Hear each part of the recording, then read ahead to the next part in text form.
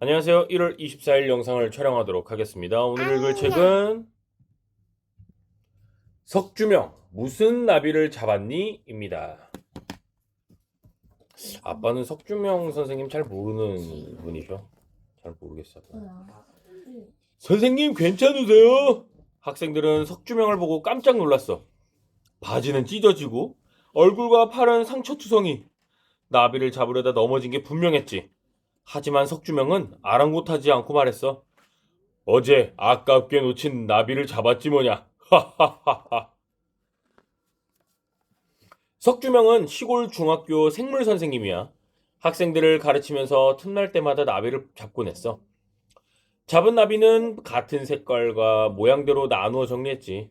나비를 관찰하는 게 좋아서 밤을 새우기 일쑤였어. 우와, 이런 거 다 연구도 했네. 나비 길이가 얼마나 되는지, 어떤 모양인지 막 이런 것도. 석주명은 잡은 나비의 이름을 정확히 알고 싶었어. 마침 그때 일본에서 일본 곤충 대도감이 나온 거야. 일본 최고의 곤충학자가 쓴 책이니 이제 나비 이름을 제대로 알 수 있겠구나. 석주명은 가슴이 설레었지. 어디 보자.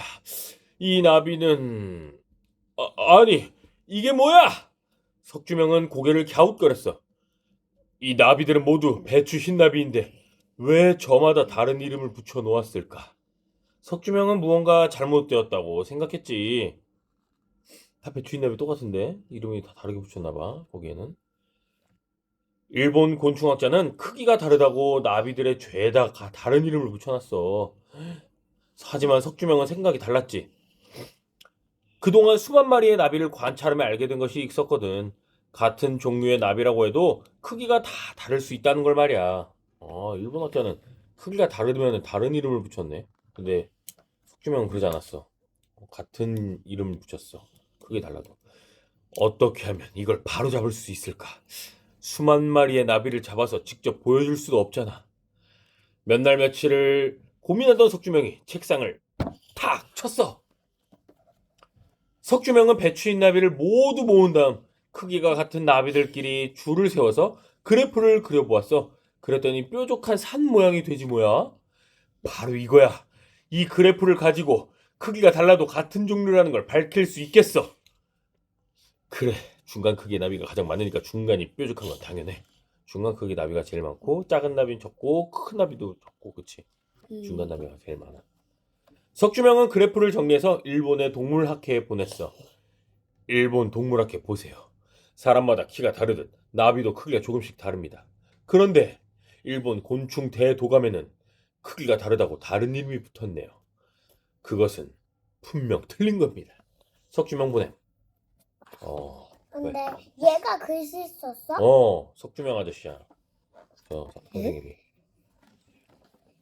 여기야. 근데? 석주명의 글을 본 일본 과학자들은 깜짝 놀랐어. 세상에 이름도 들어본 적 없는 조선 사람이 일본 최고 곤충학자의 실수를 밝히다니! 석주명의 연구가 정확했기 때문에 일본 곤충학자도 아무 말을 하지 못했지. 일본 과학자들은 석주명을 나비 박사로 인정하기 시작했어. 일본에서도 유명해졌네. 어느 날 석주명은 영국의 왕립 아시아 학회라는 곳에서 편지 한 통을 받았어. 조선의 나비를 소개해 주세요. 석주명이 세계적인 과학자로 인정받는 순간이었지. 석주명은 온종일 책상 앞에 앉아서 책을 쓰기 시작했어. 그렇게 조선산 나비 총목록이라는 책이 완성되었고 영국 왕립도서관과 세계 곳곳의 도서관에 놓이게 되었지. 우와, 나비 도서. 와, 잠깐만. 석주명은 이 책을 쓰면서 일본에서 이름을 잘못 붙인 나비가 800 정도 넘는다는 것을 알아냈어. 잘못 붙인 이름을 없애고 다시 정리했더니 그 가운데 우리나라에 사는 나비가 255종! 석주명은 그 나비들에게 우리말 이름을 붙여주기로 했어. 그때까지만 해도 나비의 공식적인 우리말 이름이 없었거든. 그렇구나. 그래. 255종의 나비들에게 우리말 이름을 지어줘야지. 아빠, 어. 이거 봐봐. 네. 손톱이 그렇게 됐어. 뜯어졌네. 손톱 앙앙앙 한 거 아니야? 석주명은 이름만 들어도 나비의 특징을 알 수 있도록 쉽고 예쁜 우리말로 이름을 지었어. 굴뚝에서 나온 것처럼 까무잡잡한 굴뚝나비. 수줍은 시골 처녀를 닮은 시골 처녀나비. 푸른 무늬가 예쁜 청띠 제비나비. 우와. 큰 날개를 팔랑거리는 대왕 팔랑나비. 앞날개 끝에 투명한 막이 있는, 여기 투명한 막 여기 있지. 보이지? 투명한 거. 투명한 막이 있는 유리창나비. 얇은 줄이 있는 줄흰나비. 호랑무늬가 멋진 애호랑나비. 날개가 표범무늬와 닮은 여름머리 아니네? 여름머리 표범나비. 이거 뭐야? 잠깐만. 줄흰? 줄흰나비. 줄이 있어? 너 날개 줄 있잖아. 아니, 아빠. 줄. 응. 원래 응. 어디지? 응.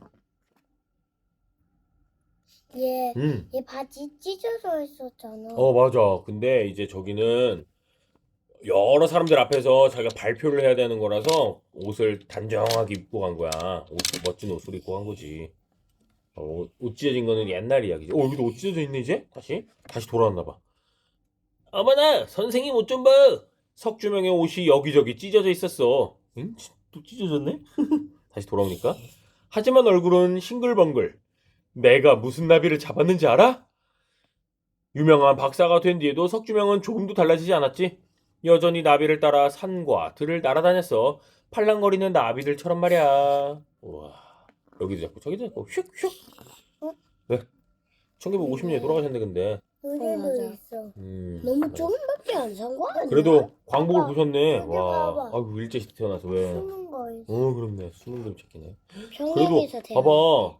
평안남도 평양에서 태어나가지고 아이고 이렇게 평양에서 태어나서 1908년 이 가장 힘들 때 우리나라 일제시대 아니야. 이때 태어나서 42살밖에 안 됐어. 50년에 세상 떠났대. 1950년? 뭐 6.25 때인가? 진짜네? 1950년 6월 25일 전쟁이 일어났지만 석주명은 피난을 가지 않았어요. 그동안 모은 수십만 마리의 나무 표본을 두고 갈 수 없었거든요. 하지만 나비를 보관하던 과학관이 불타는 바람에 나비 표본들도 전부 사라졌죠. 10월 6일 국립과학관을 다시 짓기 위한 회의에 참석하려고 가다가 한 청년이 석주명을 북한군으로 오해하고 총을 쏴 세상을 떠나고 말았어요. 이거 봐. 6.25 전쟁 때 그때네. 아이고. 왜 6.25인지 알아? 어. 6.25잖아. 그렇지. 6월 25일. 맞아. 자, 마지막 글 하나 볼까요? 6.25 석주명은 우리나라 나비를 연구한 곤충학자예요. 200종이 넘는 우리나라 나비를 차근차근 정리하고 이름이 없던 나비들에게 이름을 붙여주었죠. 평생 동안 잡은 나비가 75만 마리가 넘었다고 해요. 우리가 우리나라의 나비를 알 수 있게 된 것은 석주명의 열정 덕분이죠. 아빠, 이거 활군 아니야?